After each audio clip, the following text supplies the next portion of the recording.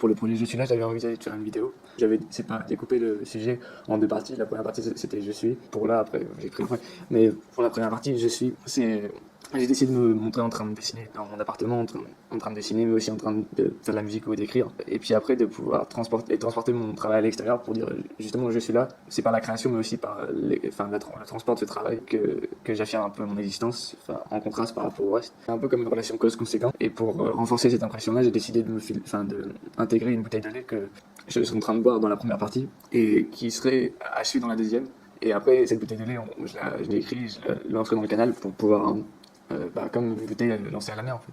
Et oui, donc il y aura une déconstruction narrative qui jettera un peu le trouble et pour pas que cette relation cause-conséquence elle soit trop explicite. Mais en même temps, ça rajouterait la utilité de lecture parce que chaque geste de création dans ma chambre serait poursuivi par un geste soit de finition à l'extérieur, soit position de mise en place. On aurait très vite de mon appartement à l'extérieur, sauf pour la fois où est-ce que ça serait plus stable. Et les Dave qui flottent de lait, qui lit les poèmes.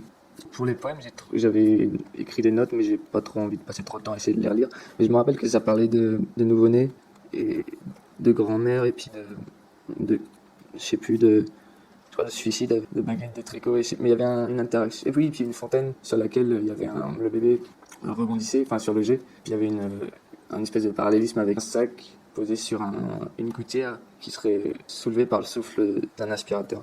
Et j'avais aussi comme idée de parler d'une marionnette pour pouvoir utiliser l'expression les grosses ficelles. C'est difficile pour un artiste parce que de s'éloigner de ces grosses ficelles, parce que c'est des cordes qui remuent le plus nos émotions. Mais après, oui, l'image que j'avais utilisée, c'était un pantin. L'artiste, ça serait un pantin pour lequel les ficelles passent à travers sa main parce qu'il en génère lui aussi. Et donc j'avais poursuivi l'image en parlant d'un enfant qui aurait la main trouée la paume de sa main trouée par les câbles d'un pont. Et il dégringolerait du haut du pont vers le bas, vers la berge, en diagonale, sur une rampe d'escalier comme il pourrait le faire, je sais pas, ses grands-parents.